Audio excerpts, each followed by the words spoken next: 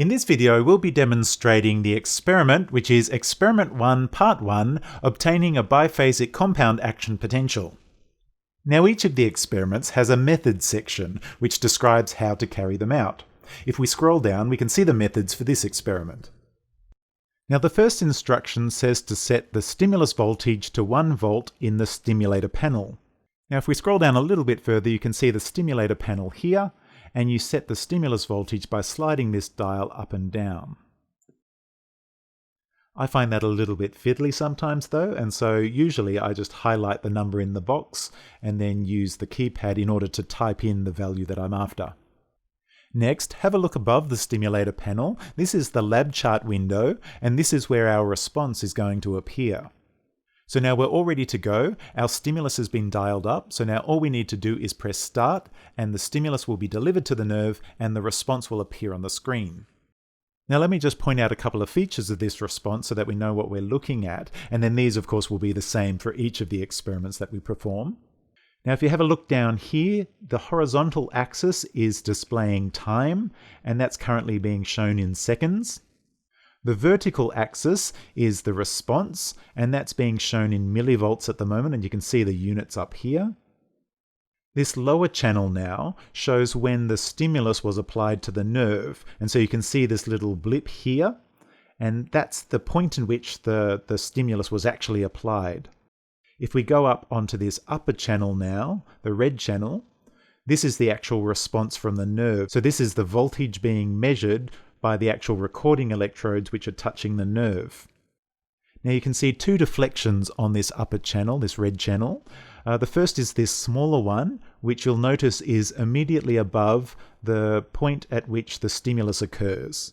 And this is important, and we'll come back to that in a sec. The second deflection that you can see though is a much bigger one, a much broader one, and it's much more obvious at this size of stimulus that we've delivered here. And this deflection is produced by all the action potentials traveling over the recording electrodes.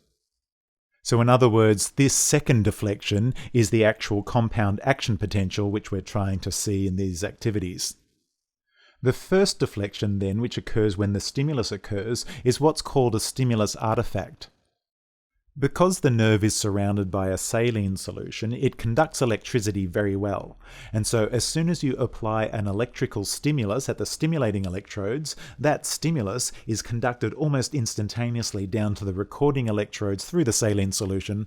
And so it's detected and causes this almost immediate small deviation, small deflection.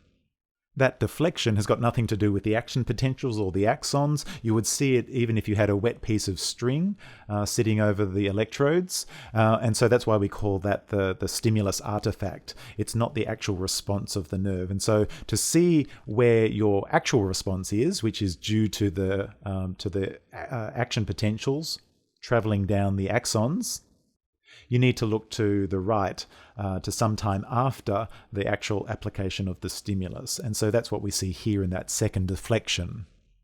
Now, what do we mean by a biphasic compound action potential? So let me get a trace up on the screen and we'll have a look. I'll press start. So here's our compound action potential, and I'll just expand that on the vertical axis just to make it a little bit more obvious. Now let me just draw a horizontal line across the trace at the level of the baseline. Now this is what we mean by a biphasic compound action potential. You can see a portion of the response deflects above that horizontal line, and a portion of the response deflects below the horizontal line. And since there are these two components, a portion above and a portion below, it's referred to as a biphasic compound action potential.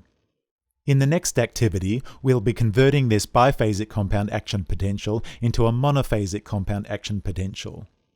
Here's an example of a monophasic compound action potential where the second deflection has been abolished, leaving only the first upper deflection. Now I explain in much more detail in a separate technical video how a compound action potential actually comes about, but just so we've got a bit of explanation here, if we go and have a look at our nerve sitting on the nerve bath, the nerve is sitting on two recording electrodes, and the response that we see on the screen is just the difference in charge between one recording electrode and the other recording electrode.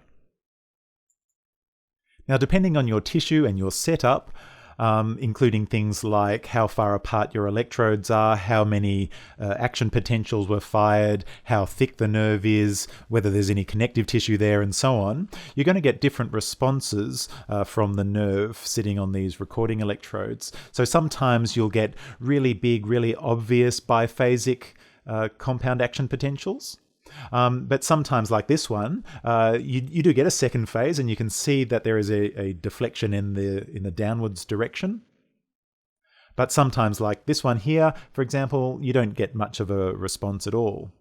I think the example data that we've uploaded for you has got a really pronounced second phase, a deflection in the downwards direction, and so that one's really noticeable as a biphasic compound action potential. But either way, the response of the axons is really individual and really depends on the tissue. So that normal biological variability is something that we really want you to take home from seeing actual experiments with actual tissue. Now that's all we wanted you to see on this page, so we just wanted to get a response onto the screen. And so I'll leave that here, and we'll go over to page 4, where we'll continue on part 2 of experiment 1.